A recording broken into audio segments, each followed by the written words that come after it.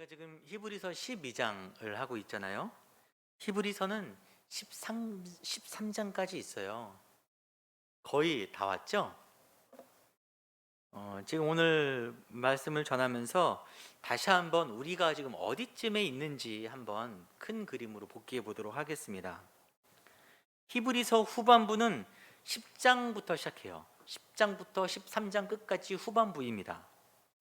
근데 그 후반부를 반으로 뚝 자르면은 오늘 본문 앞에 부분과 오늘 본문 이후부터 끝까지 이렇게 두 개로 분리가 돼요. 그래서 앞에 내용이 뭐냐면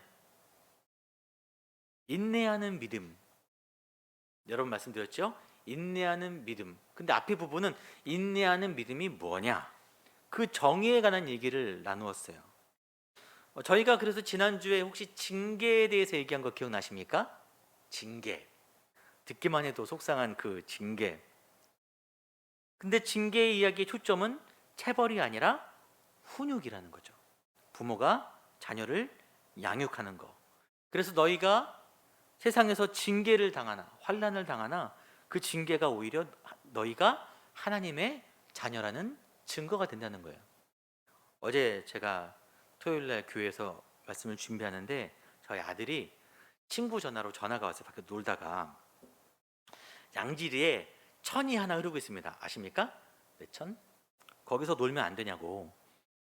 거기서 발을 이렇게 들어가겠다는 거예요. 내가 안 된다.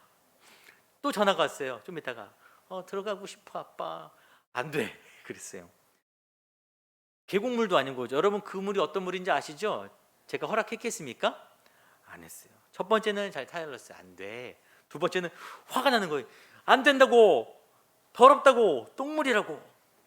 이게 남의 새끼가 거기서 놀고 있으면 허허허허 웃을 텐데 이 새끼가 놀고 있다 생각하니까 안 되겠는 거예요.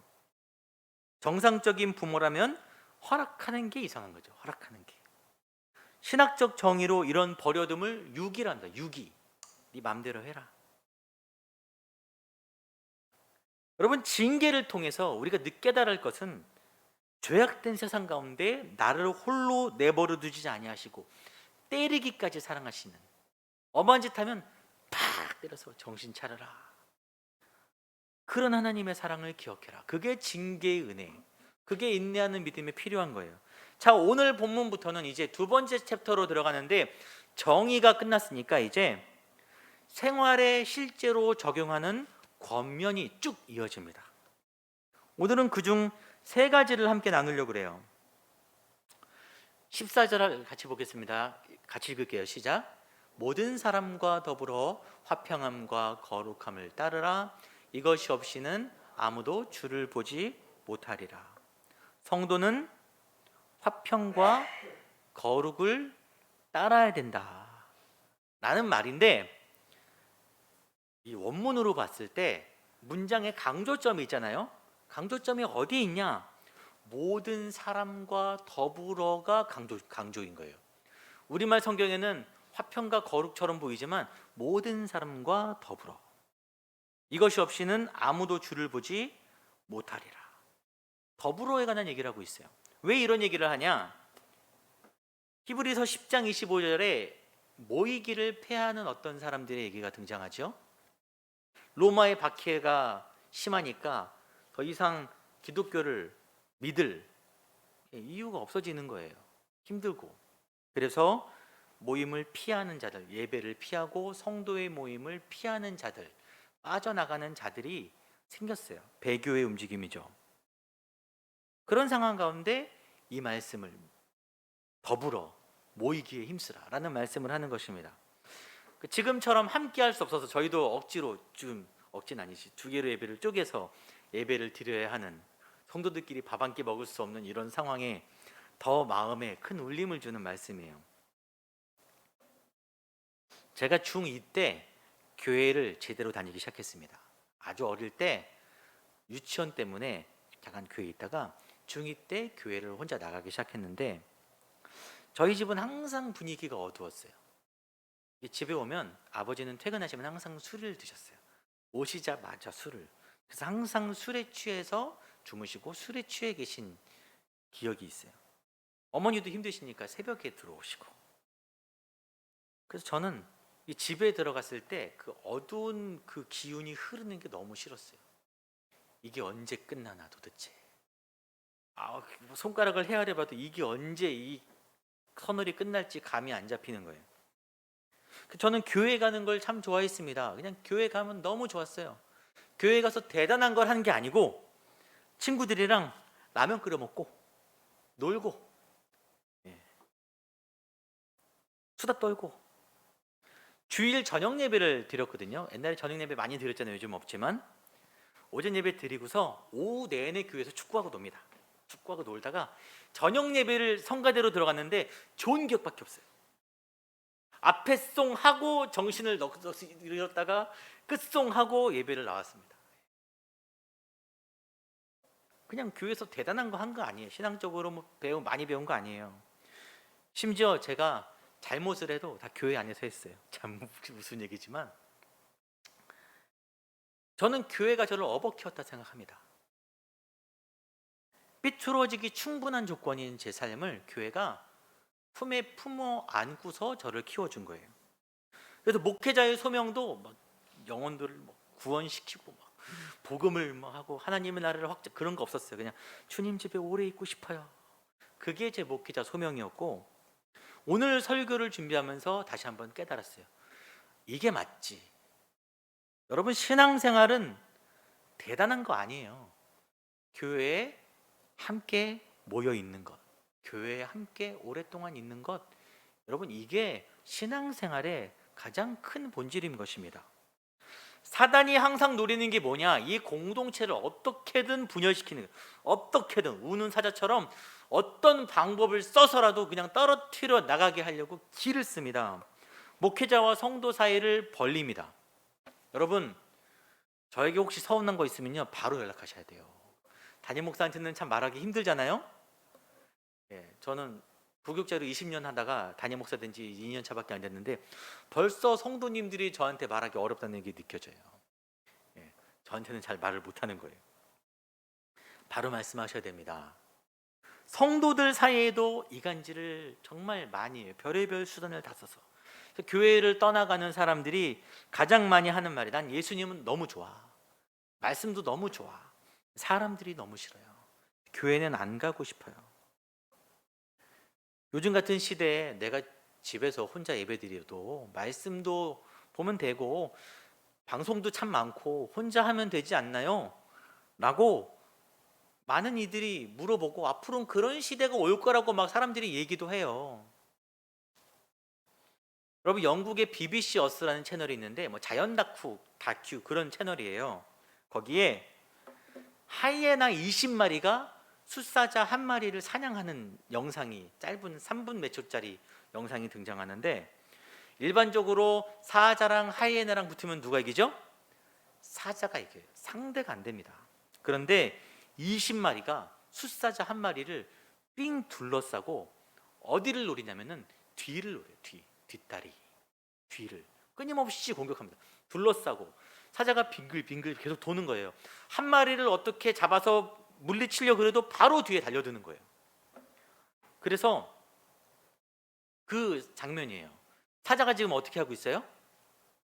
엉덩이를 땅에 딱 붙이고 있잖아요. 왜 그럴까요? 물리니까. 하이에나가 지금 둘러싸고 빙빙빙 돌고 있어요. 그렇게 대치를 오랫동안 했습니다. 사자 지금 모습이 어때 보여요? 용맹해 보이나요?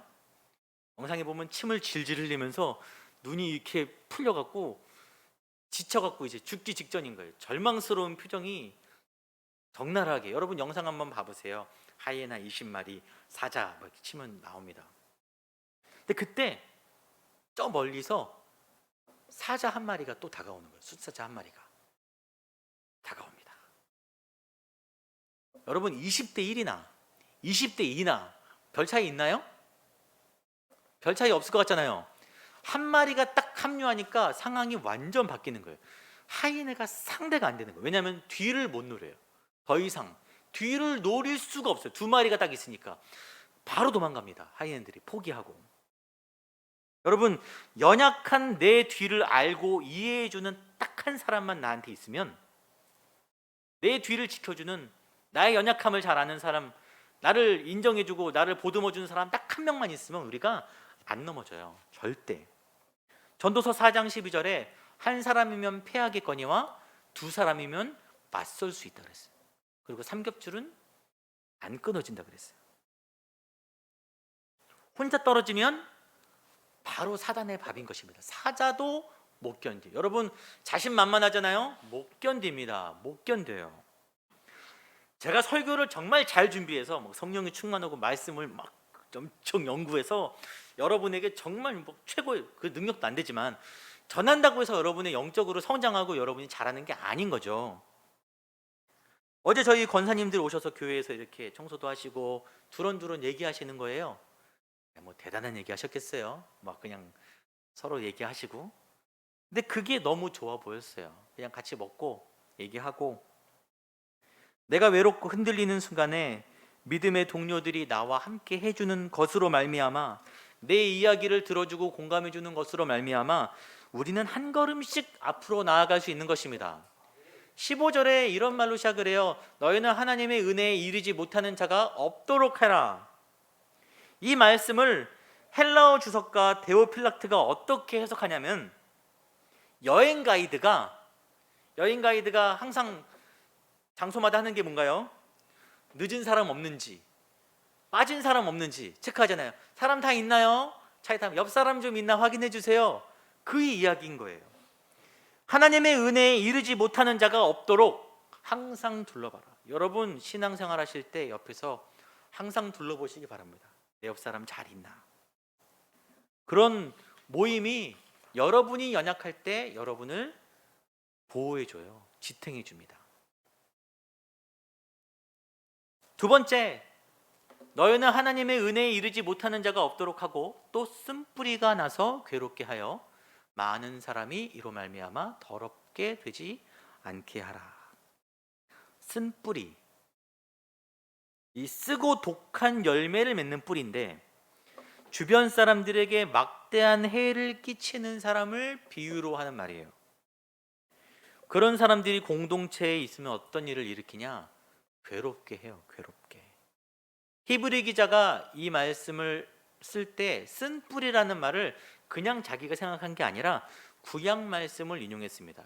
히브리 기자가 참 대단한 게 구약에 능통한 사람이어서 구약의 연장선으로 신약을 바라봐요. 신명기 말씀을 인용한 것인데 같이 읽을까요? 시작. 너희가 또 그들 중에 있는 가증한 것과 목석과 은금의 우상을 보았느니라.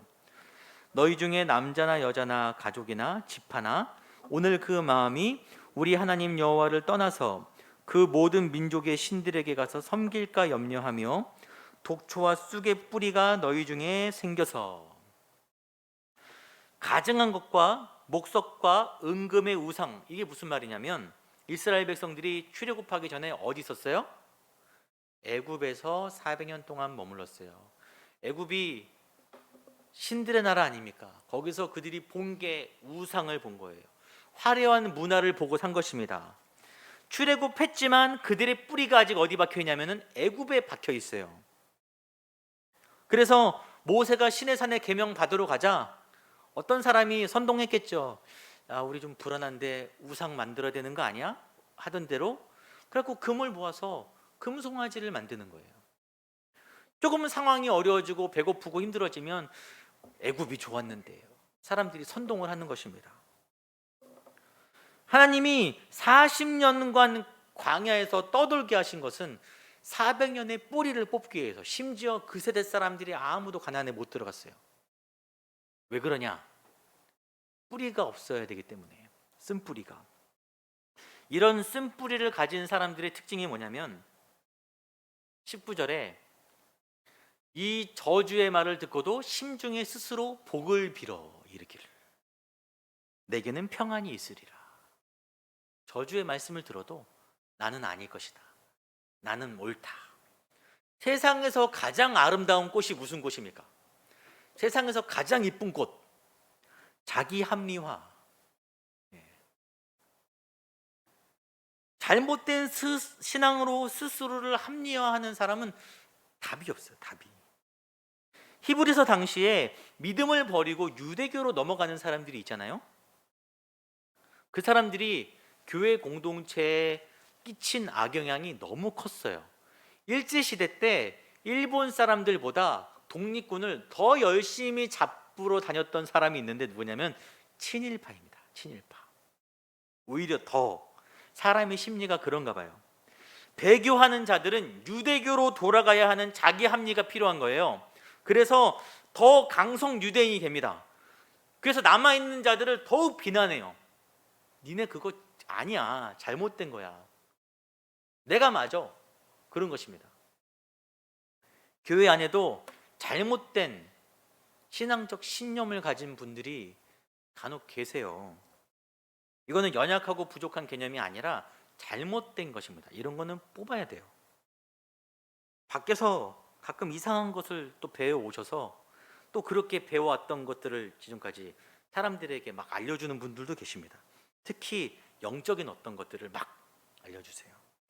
저희는 대한예수교 장로회죠. 합동. 다른 교단에서 오신 분도 계실 수 있어요. 근데 합동은 말씀을 중심으로 신앙생활을 해갑니다. 신앙생활 하다가 특별한 영적인 은사들을 체험할 수 있어요. 왜 없겠어요? 근데 여러분, 특별한 거는 특별한 거예요. 특별한 거는 일반적이지 않습니다. 특별한 것을 내가 모든 상황에 모든 사람들에게 적용시키잖아요. 그러면은 괴롭게 되는 거예요. 여러분, 다른 것을 배워서 사람들에게 가르치지도 마시고 우리 교회의 방향과 다른 것들을 가르침 받지도 마시기 바랍니다. 공동체가 결국은 괴롭게 되고 곪아요. 그런 사람이 혹시 있다면, 발견하신다면 지체 말고 신고 010-337-0447 제 번호거든요. 그냥 지체 마시고 그런 것들을 접하면 바로 저에게 신고하셔야 돼요. 목사님 이거 해서 바로 뽑아야 됩니다. 큰일 나요. 신천지가 교회에 들어와서 막 잘해주다가 막 어디 좋은데 뭐 성경 공부 있는데 어디 좋은 예언기도 바로 신고하셔야 돼요. 딴 데서 뭐 하자면 바로 요즘 큰일 납니다. 지뢰밭이에요. 쓴뿌리가 항상 우리 가운데 없도록, 내가 쓴뿌리가 되지 않도록 주의하시기 바랍니다. 세 번째 뭐냐면, 같이 읽을까요? 음행하는 자와 혹 한 그릇 음식을 위하여 장자의 명분을 판 에서와 같이 망령된 자가 없도록 살피라. 에서가 자기 장자의 명분을 판 것은 정말 유명한 사건이죠. 에서와 야곱은 쌍둥이 형제예요. 근데 이란성, 그냥 다른 게 아니라 완전 달라요. 에서는 저처럼 털이 많은, 외향적인, 사냥에 능한 사람이어서 아버지 이삭이 사냥한 고기를 좋아했다 그래요. 그래서 그를 더 사랑했고, 야곱은 내향적인, 여성스러운, 집에 있는, 그래서 어머니 리브가가 좀 더 그를 사랑했다라고 얘기해요. 어느 날 에서가 들에서 사냥을 하고 돌아오는데 배가 고프잖아요. 그런데 집에 오니까 맛있는 냄새가, 시장의 반찬이라고 맛있는 냄새가 그를 자극하는 거예요. 보니까 야곱이 팥죽을 쓰고 있었어요. 물론 야곱이 그때를 노리고 팥죽을 썼다라고 말할 수는 없지만 어쨌든 형이 그것을, 그 붉은 것을 내게 먹게 하라. 붉은 것. 여러분, 에서의 별명이 에돔입니다. 에돔. 에돔은 나중에 에서의 자손들이 세운 나라예요. 이방 나라. 그 에돔의 뜻이 붉은이란 뜻이에요. 또 나중에 에돔이 세워진 그 지역이 붉은색 사암으로 주로 이루어진 지역이었기 때문에, 그 광야 모습 아시죠? 붉은 광야. 그래서 에돔이기도 합니다. 아무튼 그 붉은 팥죽을 내게 다오. 배고프니까 빨리 다오. 야곱이 그에게 거래를 해요. 그러면 줄 테니까 형 장자권 그거 나한테 넘겨. 우리 뭐 농담으로라도 뭐 아유 네가 형이라 그러잖아요. 그냥 형이 되는 건 아니니까. 그렇다고 해서 어떤 그 심리학자가 나와서 설명한 걸 들었는데, 일반적으로 태생적으로 첫째들은 태어날 때부터 갖고 태어나요. 장자를. 특히 우리나라 옛날은 더 그랬잖아요. 태어나니까 장자예요. 그 경쟁자가 없어요. 그래서 다 누립니다. 상속도 많이 받고.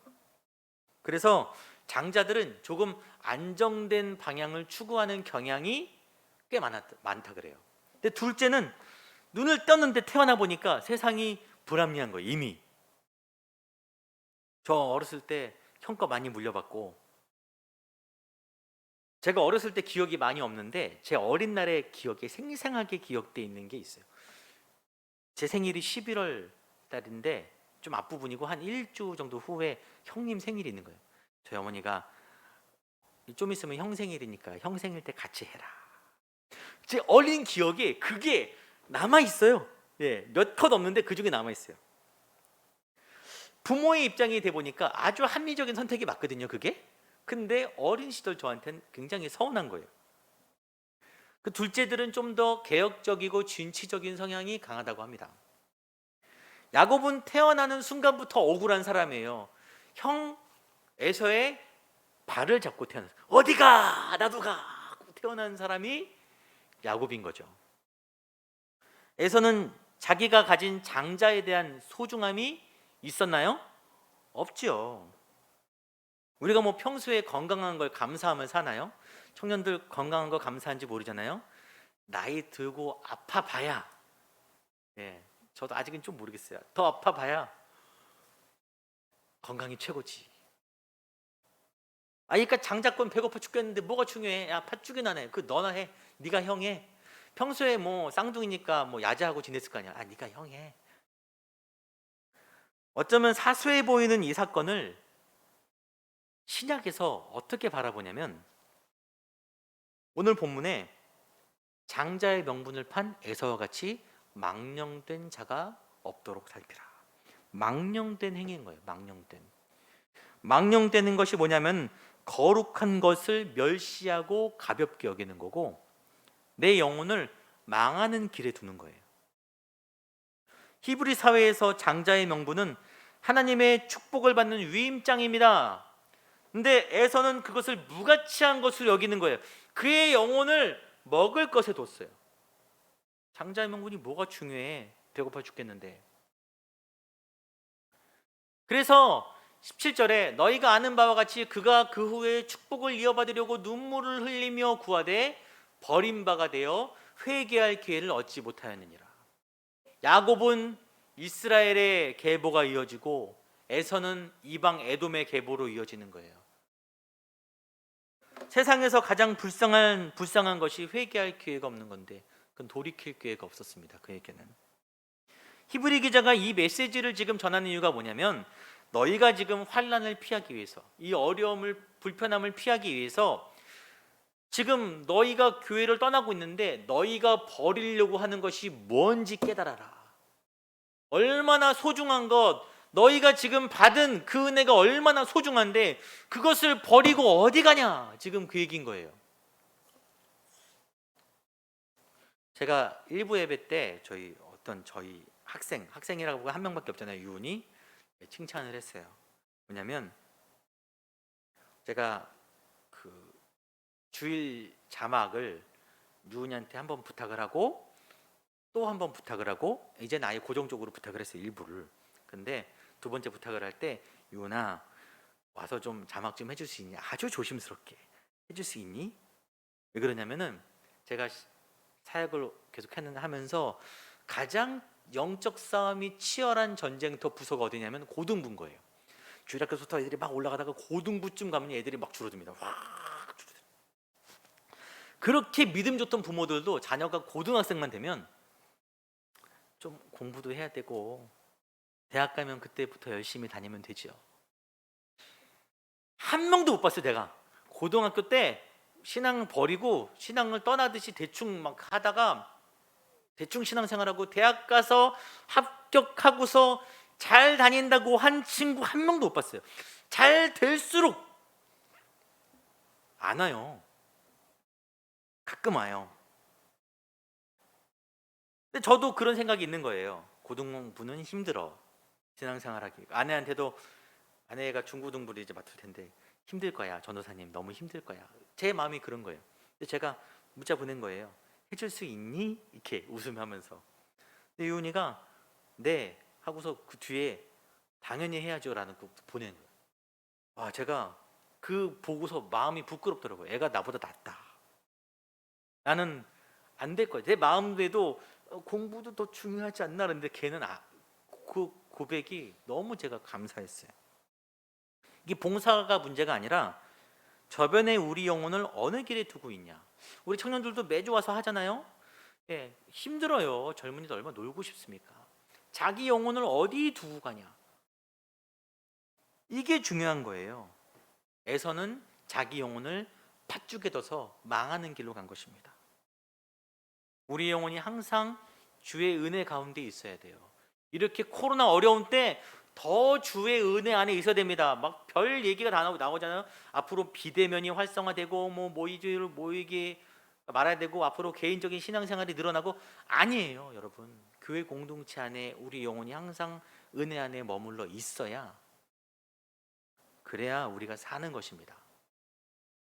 마지막으로 오늘 나눈 이 세 가지 권면들의 목적이 뭐냐면 우리가 하나님의 은혜 안에 거하도록 하는 거예요. 은혜 안에. 여러분, 우리가 예수 믿은 거 당연한 거 아니에요. 이 오남 땅에서 이 교회에서 만나게 된 거 당연한 거 아니에요. 다 하나님의 은혜입니다. 우리가 가진 이 은혜가 얼마나 소중한지 깨달으시고 끝까지 지켜내셔야 돼요. 다른 이들도 우리 품에 와서 함께 신앙생활하도록 우리가 잘 이걸 유지해 가야 됩니다. 이 은혜를 지켜가는 우리 사랑하는 성도님들 되시기를 간절히 소망합니다.